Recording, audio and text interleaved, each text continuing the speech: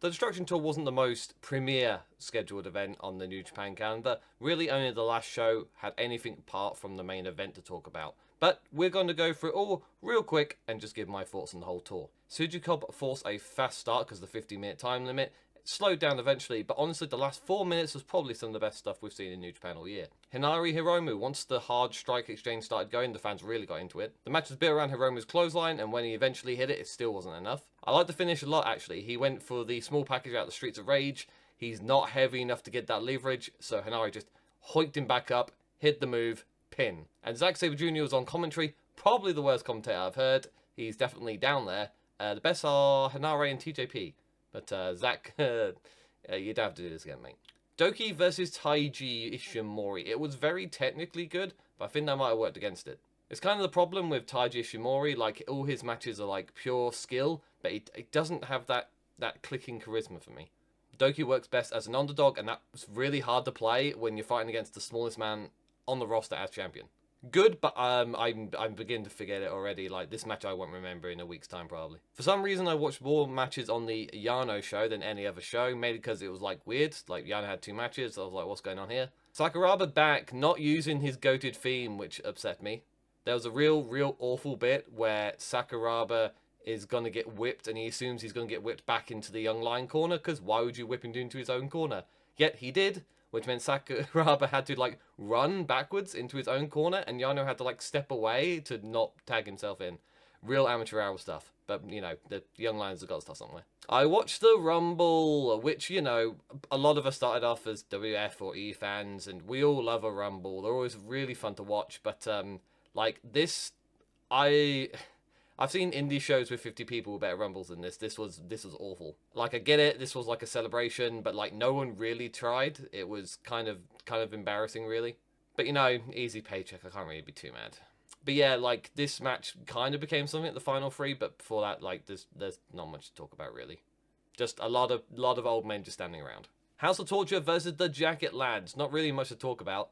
Like, this whole team exists to get Oleg over as like this killer babyface, this big star, and it's working well, to be honest. Everyone hits their move on Dick Togo and gets the win, and then like Bolton hits all 5 members of House of Torture with this double arm clothesline at the same time. It looked ridiculous, but it was awesome. Okay, on to the night that really mattered. Akira, Cobb, and Newman versus Bushi, Hiromu, and Yota. It was a 6-man, but the most intriguing part to me is that Cobb is like the most least interesting person on his team. If that makes sense, it doesn't really.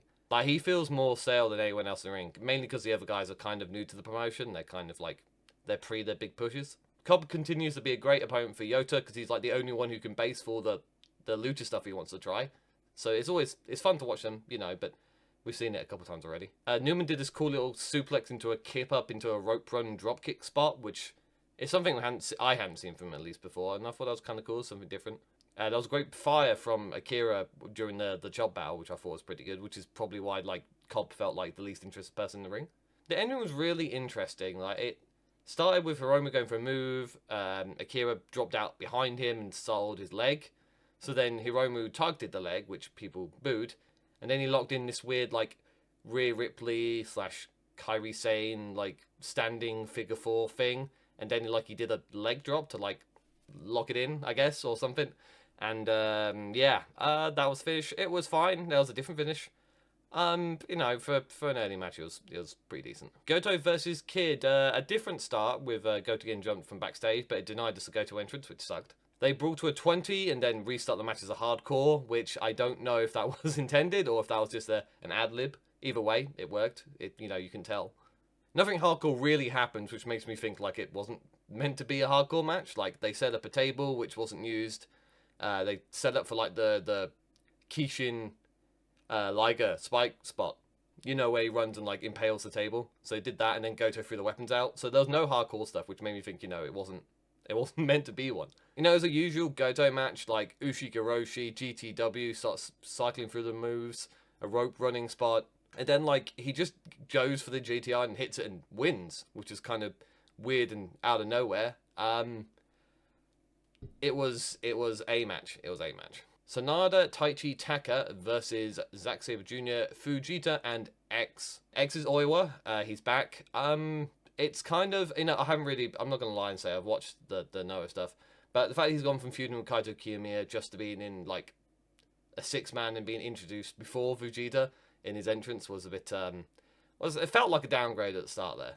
Didn't see much from him really in this match. You'd think it'd be more of a showcase, and I didn't really get that. Like the highlights for me was like this awesome cell attack he did for a right hand, and he like flew to the center of the ring. Sanada and Zack, of course. Sanada is Zack's best opponent. Like Sanada could wrestle Zack every single night, and like he'd go down as like an all-time great.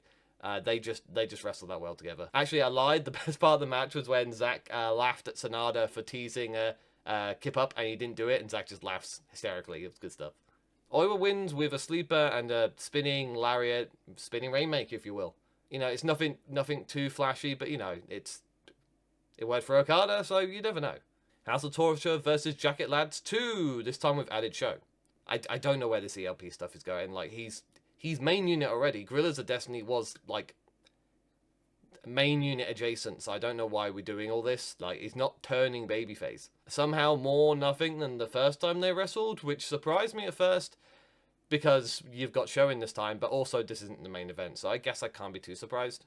ELP does run in, stops the Narita interference, which gets a huge pop for him, to be fair. So it's working. Apart from that, like the best part of the match was Sho failing miserably and getting bullied by Oleg, which was pretty sweet. Doki Kanemaru, I much enjoyed this one compared to the Taiji Ishimori match. It really helps. Doki can play off Kanemaru a lot better, because as I said, he works better as an underdog. And Kanemaru is like this world grizzled vet. He's physically bigger than Doki, so it felt like a better dynamic. The match was, of course, Kanemaru working on his leg, but there was some cool stuff in there. Like there was this sequence about halfway through where Kanemaru had like a counter for every single one of Doki's signature moves he was going for, and that was pretty sweet. There was a spot where Doki grabbed Kanemaru off the top turnbuckle so he could do like a lift without physically lifting. So that was good. The match progressed really well. Even a show run-in didn't kill the momentum because it was just one spot rather than just like the whole match being the House of Torture stuff. So, you know, do one spot towards the end and it works. The only thing I could say was the finish was a little flat. You know, big Doki lariat, you know. Everyone's got to hit a lariat apparently, but come on, Doki, he's like the smallest man on the roster. But it was a very easy watch for me. It was a very enjoyable match. Shingo Hanari, great, but I feel like I've just seen it too many times now. Like I felt like I was zoning out a bit. It was good, but like maybe I just enjoyed the previous match a lot more, but I just couldn't get into it as much as the other stuff. Highlights include the double DDT spot where Shingo hit a DDT and then Hanari went for like the rampage, which just let Shingo hit a DDT from higher up to cause more damage to the head, which was pretty good. There was the Streeter Rage collapse, like Shingo could get out of it, but he couldn't follow up, so he just collapsed on the floor. The last minute had some callbacks to their previous finishes, like the arm trap headbutt, and they both stopping the ref from counting them down for a draw. That Last of the Dragon might be the last thing Hanari ever does in the ring. That was terrifying. Hope he's okay. But fantastic match. But again, just seen it one too many times this year. Yoshi Finley. Big Yoshi fan here, and I've been defending Finley probably more than most people recently. But this was very disappointing to me. They did spots with like the ring thing, bar, stand, support. I'm not sure what to call it. And there were some cool spots of like the butterfly lock, like he'd get in, and like there was like attempted weapon interference. Like it was a different way of fighting out a submission move, which helped because the butterfly lock haven't got like a big-ish win in like probably 8 years. But for me, it never really got going. Yoshi matches work a lot better when he gets in the swing, he starts hitting like a chain of offense, like a chain of like his low kicks, high kicks, chops. Like when he starts, you know, they say on commentary, you know, when Yoshi starts connecting multiple strikes together, blah, blah, blah, blah, blah. But it's true, that's when a Yoshi match like hits the best for me. And this just didn't feel great. Like it was disappointing. I feel like I'm in the minority of this. I've seen more positive reactions online than this.